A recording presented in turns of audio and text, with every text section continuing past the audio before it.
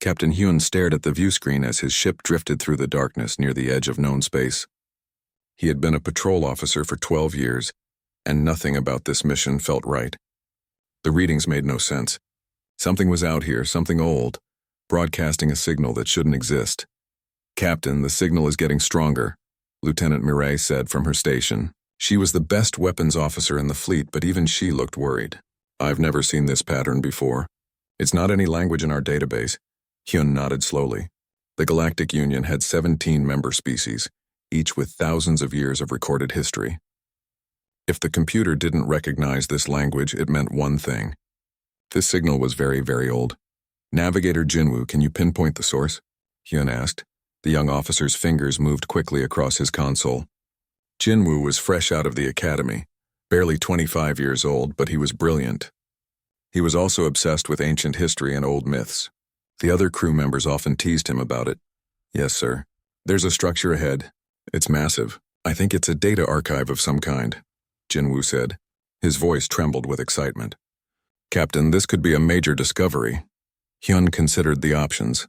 They were supposed to be looking for swarm activity, not chasing ancient relics.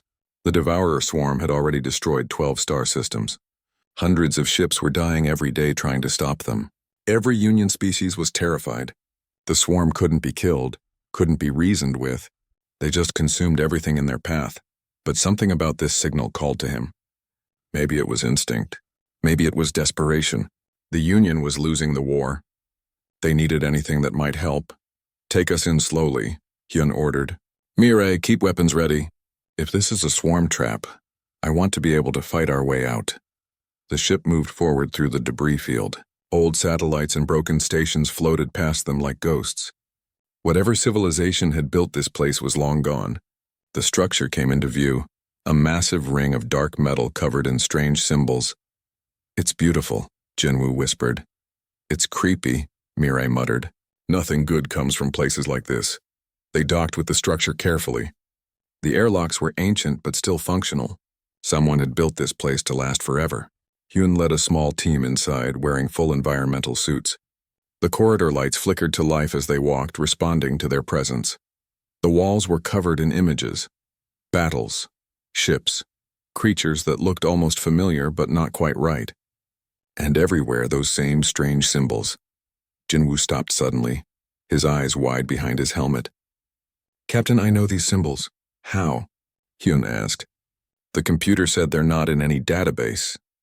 "They're not in official databases," Jinwoo said, his voice shaking. "But I've seen them before, in old children's stories." "These are human symbols." Mireille laughed nervously. "Humans? You mean the lost ones?" "Those are just fairy tales, Jinwoo. Stories parents tell kids to make them behave." But Jinwoo shook his head. He pointed at an image on the wall.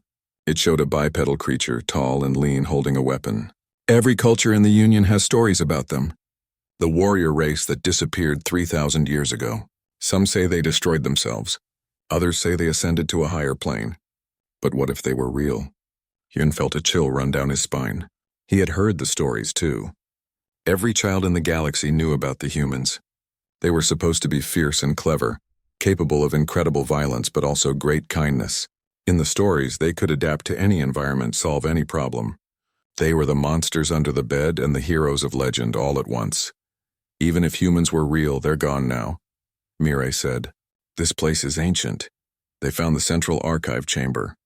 A massive database hummed to life as they entered. Holographic displays filled the air, showing star maps and tactical data. Jinwoo rushed to a terminal and began working. "Captain, you need to see this," he said after several minutes. His hands were shaking. "These records, they're detailed logs of a war against something called the Devourer swarm." Hyun's blood ran cold. "The swarm was here before?" 3,000 years ago, Jinwoo confirmed. "And according to these records, the humans fought them. And won." The hologram changed, showing a massive battle. Ships that looked primitive but deadly engaged with swarm vessels. The tactics were brutal and efficient. The humans didn't just fight to survive. They fought to destroy every last enemy. "How did they win?" Mireille asked, leaning closer to the display. Jinwoo scrolled through the data. It cost them almost everything. 90% of their population died. But they drove the swarm away. He paused, reading something that made his face go pale. Captain, there's more. The humans didn't go extinct. They went into hiding. What do you mean, hiding? Hyun demanded. These records talk about sleeping guardians. The humans put themselves into some kind of stasis. They erased evidence of their existence because they didn't want the galaxy to become dependent on them. Jinwoo looked up at his captain. They wanted us to be strong on our own. But they left something behind, Mirai said, understanding dawning in her eyes. They left a way to find them. Just in case, Jinwoo nodded. There are coordinates here. A location deep in forbidden space. The records call it the home system. Hyun made a decision that would change everything. He knew his superiors would order him to report back first. They would form committees, debate for weeks, waste time they didn't have. Meanwhile, the swarm was killing billions. Set a course for those coordinates, he ordered. Captain, that area is quarantined, Mirai protested. No one goes there. Ships that enter that zone don't come back. I know, Hyun said. But we're losing this war. We've lost 12 systems. Millions of our people are dead. If there's even a chance that the humans are real, that they're still out there, we have to try. He activated the ship-wide communication system. Attention, crew. I'm about to disobey direct orders and take us into forbidden space. We're going to search for something that might not even exist. It's dangerous. It's probably stupid. If you want to object, now is the time. The comm system was silent for a long moment. Then Mirai spoke. I'm with you, Captain. As am I, Jinwoo added. One by one, every crew member voiced their agreement. They were all terrified of the swarm. They had all lost friends and family. If there was any hope, any chance at all, they would take it. The ship pulled away from the ancient structure and set course for the coordinates. As they jumped into hyperspace, Hyun looked at the image of the human warrior one last time. In the stories, humans never abandoned those who needed help. He hoped that part at least was true. They were about to find out if legends could come to life. The journey through forbidden space took 3 days. Hyun barely slept. Every hour brought them closer to answers or disaster. The crew worked in tense silence, checking their systems constantly. They all felt it, the weight of what they were doing. On the second day, they started finding warning beacons, dozens of them, scattered through space like breadcrumbs. Each one broadcast the same message in multiple languages, most of them dead civilizations that no one remembered. Turn back. No sanctuary here. Weapons active. You are not welcome, Jinwoo translated. His voice was quiet as he read each warning. Captain, some of these languages are over 5,000 years old. Someone really didn't want visitors, Mirai said. She had her hand on the weapons console, ready for anything. The view screen showed their destination ahead.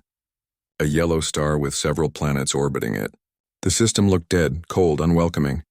One planet glowed red like an angry eye. Another was covered in thick clouds that looked poisonous. A small blue and green world sat in the middle, the third planet from the star. Sensors show the red planet is frozen solid, Jinwoo reported. The clouded one has an atmosphere made of acid. But the third planet...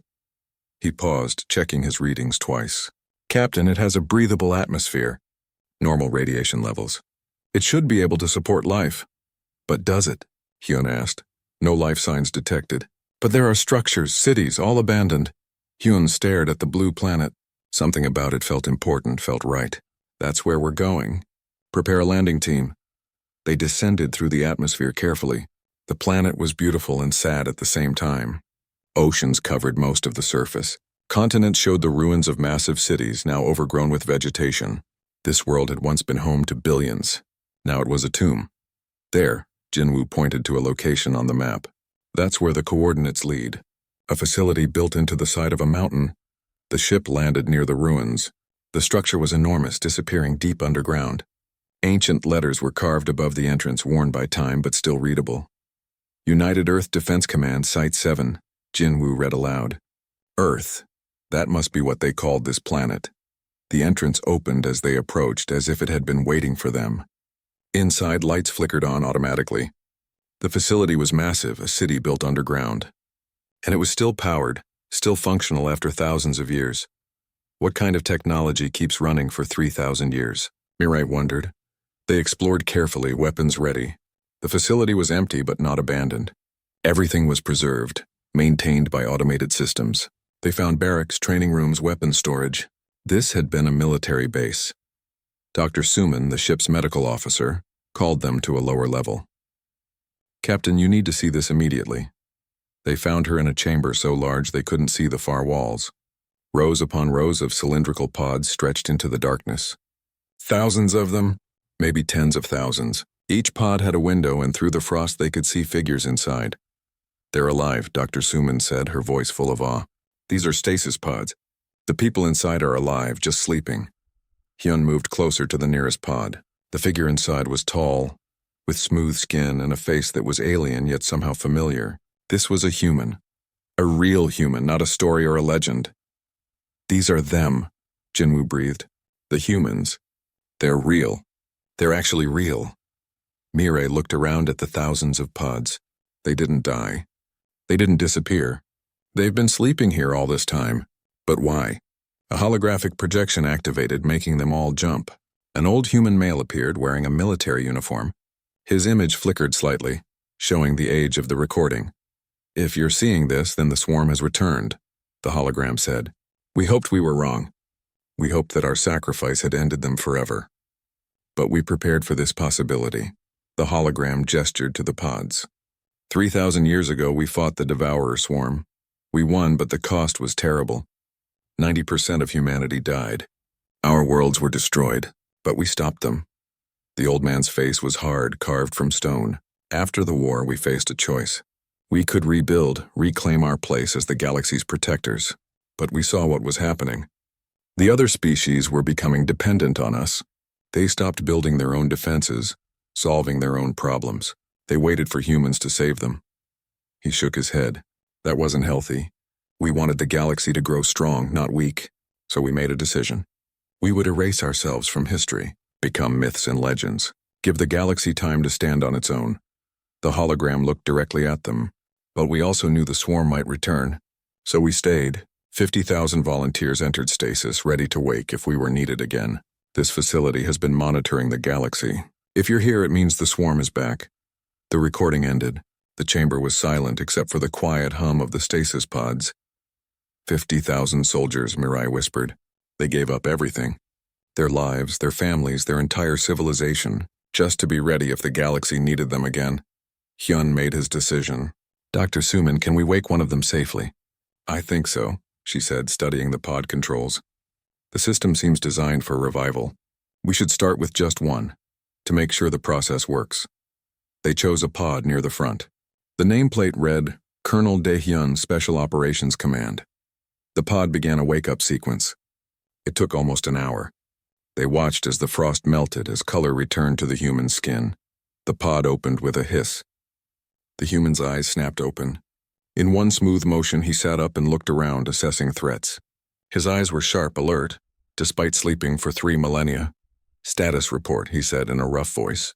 Then he blinked, seeming to realize they weren't human. "You're not my team." "No, sir," Hyun said. "I'm Captain Hyun of the Galactic Union Patrol Fleet. We found this facility while searching for a way to fight the swarm." Daehyun's expression didn't change, but something flickered in his eyes. "The swarm is back?" "Yes. How long have we slept?" Hyun took a breath. 3,000 years. Daehyun absorbed this information with the calm of a trained soldier. He looked at his hands, flexing his fingers. Cybernetic implants glowed faintly beneath his skin. 3,000 years. A long time. He looked up at them. Then we're needed again. "The swarm has destroyed 12 of our systems," Hyun explained. "We can't stop them. Our weapons barely slow them down.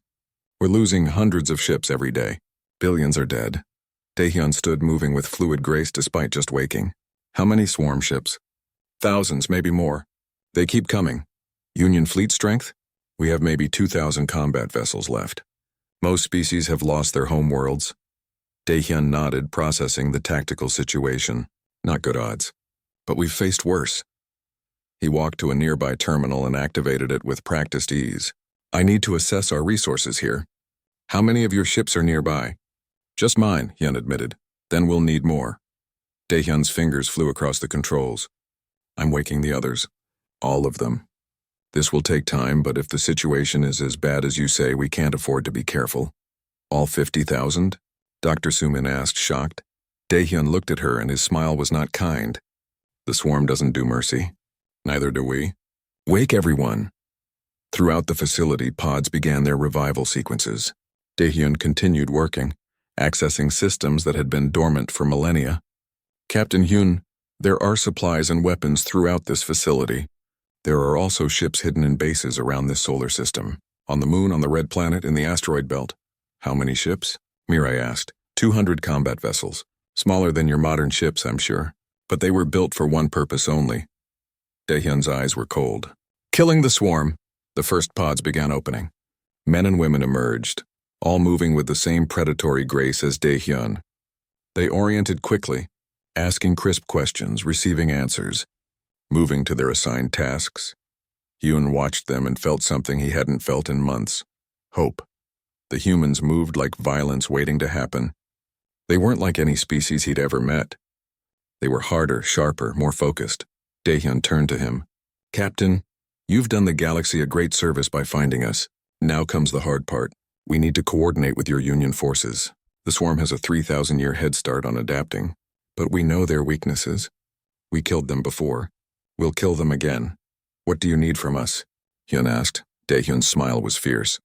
Tell your people the nightmare is about to meet something worse. Over the next 3 days, 50,000 humans woke from their long sleep. Captain Hyun watched the process with growing amazement and fear. The humans moved through their facility with purpose, checking weapons, reviewing tactical data, preparing for a war that was 3,000 years overdue. General Boyoung emerged from one of the first pods. She was a small woman with gray hair and eyes like chips of ice. Within an hour of waking, she had taken command of all human forces. Her orders were crisp, efficient, and left no room for argument. Captain Hyun, she said, studying the tactical maps he had provided. Your Union has been fighting defensively. That's why you're losing. We don't have enough ships to attack, Hyun protested. The swarm outnumbers us 10-1. Numbers don't win wars. Strategy does. Boyoung traced a finger across the map. The swarm has a central coordination system. Kill that and they become confused, easier to destroy. Your people have been trying to defend every world. That's impossible. We need to attack their staging grounds. Mirai, listening to the conversation, shook her head. That's suicide. Their staging grounds are protected by thousands of swarm ships. Boyoung looked at her with something that might have been amusement. Defense is how you die slowly. Offense is how you survive. We learned that the hard way last time. Commander Ara arrived to join the meeting. She was tall and lean with scars crossing her face and arms. She commanded the human fighter corps. General, all pilots are awake and ready. We have 150 fighters operational. Another 50 need repairs and get them working. We launch in 4 days, Boyoung said. 4 days. Hyun felt his stomach drop. The Union had been fighting for months and losing ground every day. The humans wanted to launch a counteroffensive in 4 days. General, with respect, 4 days isn't enough time to coordinate with Union forces, he said. Then we go alone, Boyoung replied. Captain, I appreciate your help. You saved us, and we won't forget that. But we can't wait. Every day we delay, more people die. Hyun made a decision. Then my ship goes with you. My crew and I will serve as liaisons between human and Union forces. Boyoung studied him for a long moment. You understand that many of us probably won't survive this? We're going to attack the swarm's strongest positions with a tiny force. I understand, Hyun said. But if you're willing to risk everything, so am I. The general nodded with approval. Colonel Daehyun assigned personnel to Captain Hyun's ship. We need someone to coordinate our tactics with his crew. Daehyun gestured to 2 humans standing nearby. Corporal Taejin, Specialist Jisoo, you're both assigned to Captain Hyun's vessel. Teach them how we fight. The next few days were chaos. The human ships emerged from hidden bases across the solar system. They were smaller than Union vessels, sleeker, covered in weapons that Hyun's crew didn't recognize. The ships looked aggressive, built for war and nothing else.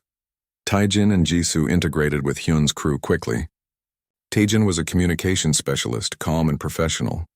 Jisoo was an engineer who could fix anything.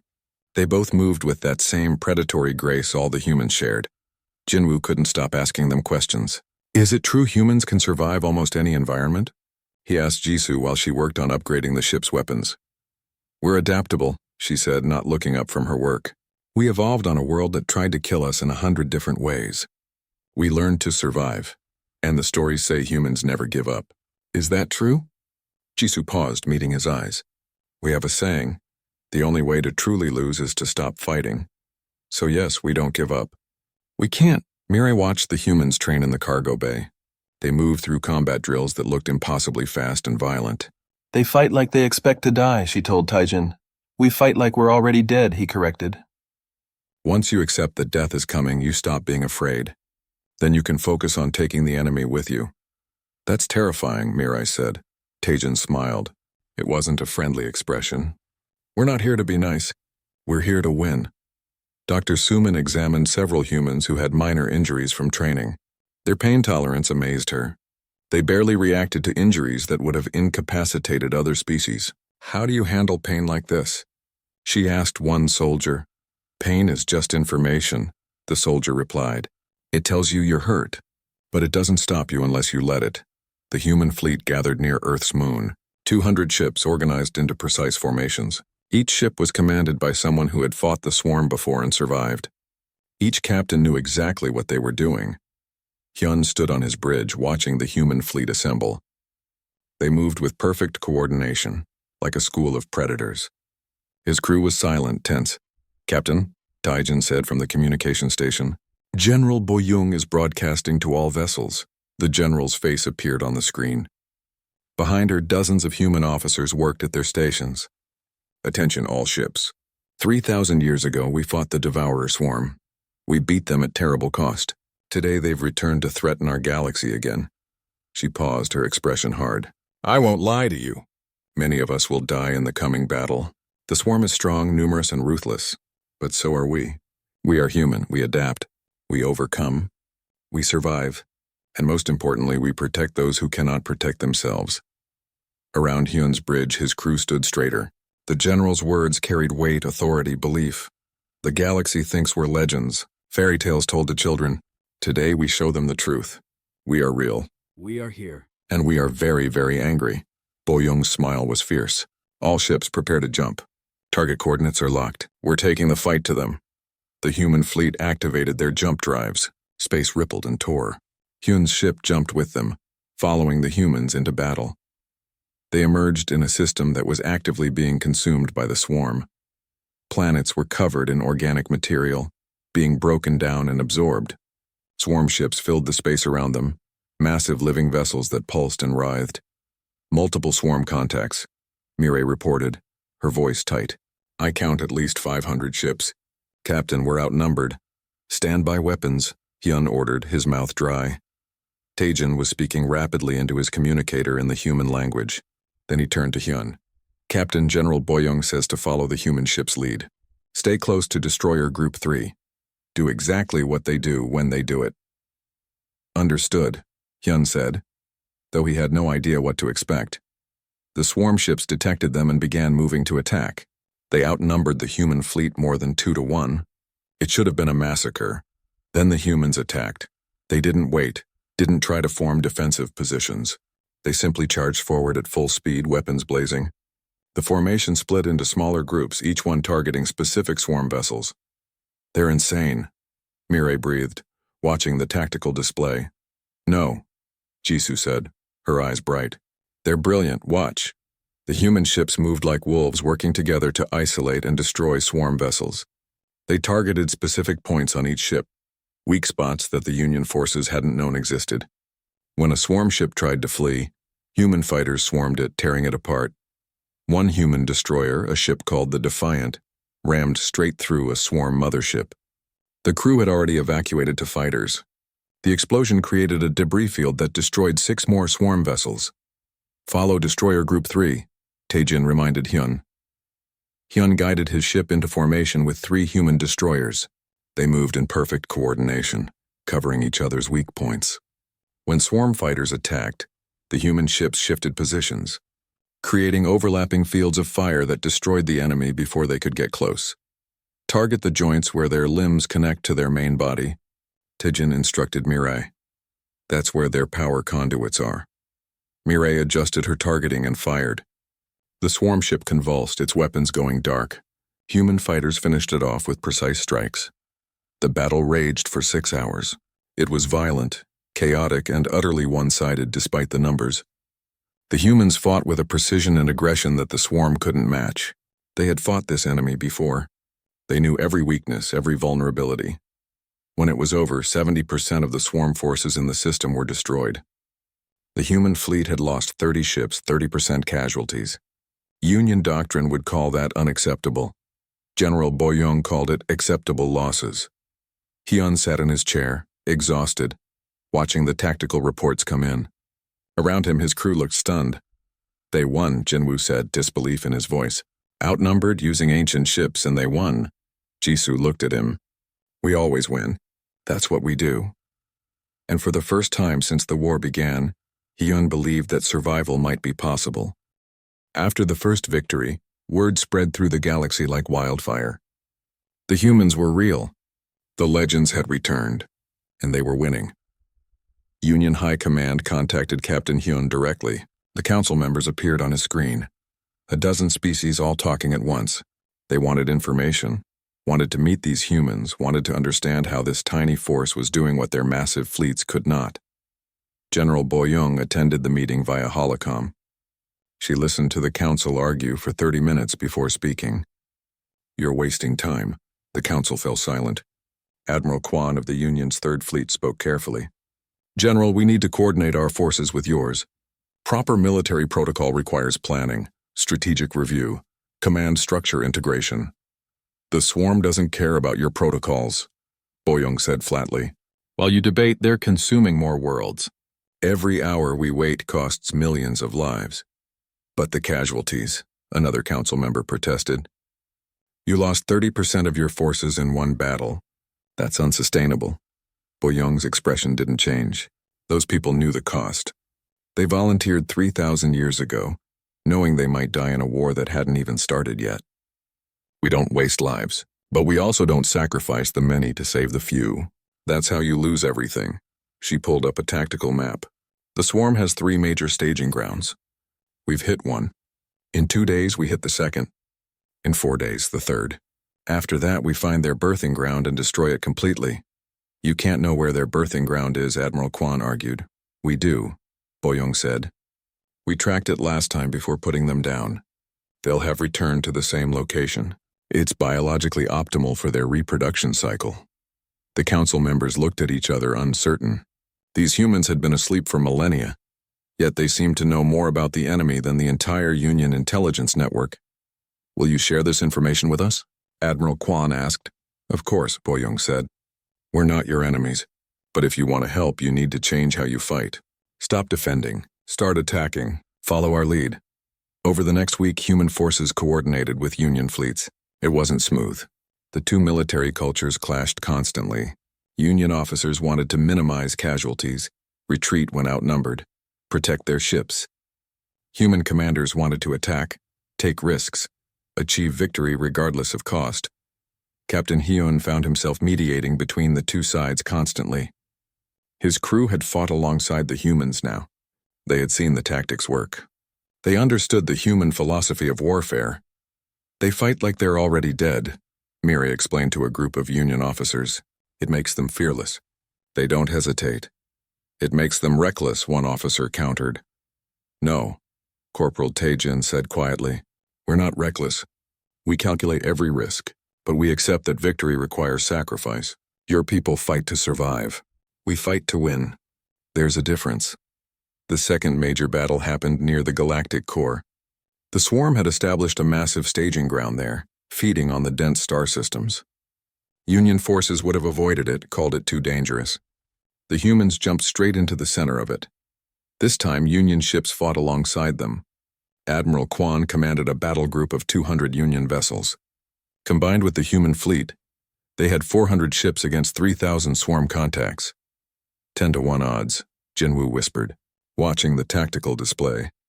We've faced worse, Jisoo said calmly, adjusting the ship's weapon systems. The battle was even more violent than the first. The humans used their pack tactics, isolating and destroying swarm ships systematically. But this time, Union forces followed their lead. When human ships created openings, Union vessels exploited them. When Union shields began failing, human fighters provided cover. Commander Ara led her fighter squadrons deep into the swarm formation. 200 small fast ships weaving between massive swarm vessels, striking vital points causing chaos. Her voice was calm on the comm, directing her pilots with precise instructions. Wing 3, target the breeding chambers on the mothership at coordinates 479. Wing 5, provide cover. Wing 8, I need you to draw off those fighters. Her pilots responded instantly, moving with perfect coordination. They had been flying together for years before the long sleep. They knew each other's thoughts, anticipated each other's movements. One pilot, Hansel, took damage while protecting a Union cruiser. His fighter was leaking fuel, weapons offline. "Commander, I can't make it back," he reported calmly. "Understood," Ara said. "Can you reach the breeding station?" "Yes, ma'am." "Then send them our regards." Hansel's fighter accelerated toward a massive swarm station. The swarm tried to destroy him, but other human fighters provided cover, sacrificing themselves to give him a clear path. His ship struck the station's core at full speed. The explosion consumed the entire structure and 12 nearby swarm vessels. Hyun watched it happen, his hands gripping his chair. He didn't even hesitate. "He had a chance to hurt the enemy," Taejin said. "For us, that's enough." Captain Sujin commanded the destroyer Guardian. When her ship took critical damage, she ordered her crew to evacuate to escape pods. Then she aimed her crippled vessel at a swarm mothership's power core. The collision destroyed both ships and crippled the swarm's command structure in that sector. Her last transmission was simple. "Earth remembers. Humanity keeps its promises." The battle lasted 14 hours. When it ended, the swarm forces in the sector were destroyed. But the cost was terrible. The humans lost 80 ships, 40% casualties. The Union lost 60 ships, 30% casualties. General Boyoung reviewed the reports without emotion. "The swarm lost 2,000 ships. We lost 140. That's a kill ratio of 14-1. Acceptable." "Acceptable," Admiral Kwan demanded. "We lost thousands of people." "And we saved millions," Boyoung countered. This staging ground supplied the swarm forces attacking 6 different systems. Those attacks will stop now. The people in those systems will live. That's why we fight. Hyun found Colonel Daehyun in the medical bay. The colonel was helping treat the wounded, both human and Union. His hands were gentle as he bandaged a young Union officer's arm. "Does it ever get easier?" Hyun asked. "Watching people die?" Daehyun looked up, his eyes tired. "No, it never does. Every death matters. We remember them all. Then how do you keep going? Because stopping means all their deaths were wasted," Daehyun said. "They died to protect others. If we give up now, we dishonor their sacrifice." Dr. Suman was working on a human soldier with severe injuries. The soldier's pain tolerance was incredible. She worked on his wounds while he calmly reported information to another officer. "You should be unconscious," Suman told him. "Can't afford to," the soldier replied. "I have information the next wave needs. Pain is temporary. The mission matters." Later, Commander Ara visited the wounded pilots in the medical bay. She knew each one by name, remembered their families, their hopes, their fears. She sat with them, held their hands, promised them their sacrifice mattered. One pilot asked her, "Will we win, Commander?" Ara didn't hesitate. "Yes, because we never stop. The swarm can hurt us, but they can't break us." That's the difference. That night, Hyun couldn't sleep. He found Jinwoo in the observation deck, staring at the stars. "I used to think the stories made humans sound too good to be true," Jinwoo said softly. "Perfect warriors who never failed, never feared, never doubted. And now?" Hyun asked. "Now I understand. They're not perfect. They're terrified. They doubt. They grieve for their dead." Jinwoo turned to look at his captain, but they don't let any of that stop them. They feel everything we feel. They just refuse to surrender to it. The next day, General Boyoung addressed all human and Union forces. "We've destroyed 2 of the swarm's 3 major staging grounds. Their coordination is breaking down. Their advance has stopped for the first time in this war." She paused, letting that sink in. "But we're not done. The 3rd staging ground is the largest. And beyond that lies their birthing ground, the source of all swarm forces. That's our final target." The assembled forces, human and Union alike, listened in silence. "This will be the hardest fight," Boyoung continued. "Many of us won't survive. But we will win, because we must. Because millions of lives depend on us. Because giving up is not an option." She looked across the faces, both human and alien. 3,000 years ago, my people fought this enemy alone. Today we fight together. The Union has proven itself. You've learned to be fierce, to be strong, to be willing to sacrifice for victory. Together we are unstoppable. The cheer that rose from both human and Union crews shook the decks. For the first time since the war began, they believed they could win. The fleet prepared to jump to the third staging ground. Hyun looked at his crew, saw determination in their eyes where once there had been only fear. "Ready?" he asked them. "Ready," they answered together. The legends had awakened, and they would not sleep again until the galaxy was safe.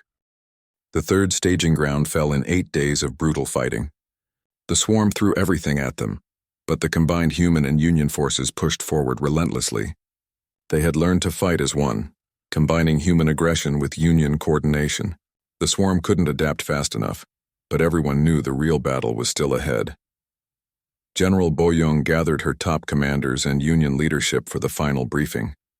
The holographic display showed a massive organic structure floating in deep space, larger than a gas giant. It pulsed with sickly light, constantly producing new swarm ships. "That's the birthing ground," Boyoung said. "The source of all swarm forces. 3,000 years ago, we damaged it badly enough to drive the swarm away. They've spent all that time rebuilding, growing stronger." Admiral Kwan studied the display. "Our intelligence suggests it's protected by over 5,000 swarm ships. We have maybe 800 vessels that are still combat ready. Then we'll have to be very good," Commander Ara said simply. "We want to contain it," Admiral Kwan argued. "Set up a blockade, prevent new swarm ships from spreading." "That's not good enough," Boyoung said. "As long as that thing exists, the swarm will keep coming. We need to destroy it completely. Kill the root and the weed dies. How?" Captain Hyun asked. "That structure is massive. Our weapons barely scratch it." Boyoung pulled up another display. Technical specifications for weapons that made Hyun's blood run cold. Singularity torpedoes. They collapse matter into temporary black holes. We built them 3,000 years ago for this exact purpose.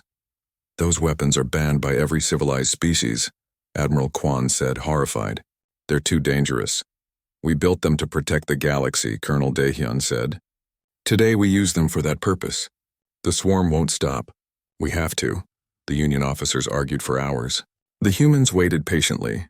Finally, Admiral Kwan made his decision. "If we do this, if we use those weapons, we can never go back.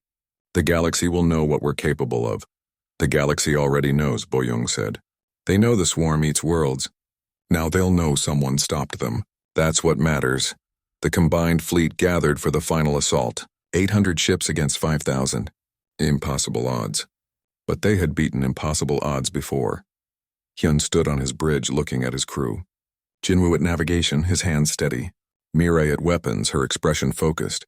Dr. Suman checking medical supplies one last time. Taijin and Jisoo at their stations, calm and ready. "I'm proud to serve with all of you," Hyun said quietly. "The honor is ours, Captain," Jinwoo replied. The fleet jumped. They emerged near the birthing ground, and the sheer size of it took Hyun's breath away. It was like a living planet, covered in organic structures that writhed and pulsed. Swarm ships surrounded it like a swarm of insects. The swarm detected them instantly. Thousands of ships began moving to attack.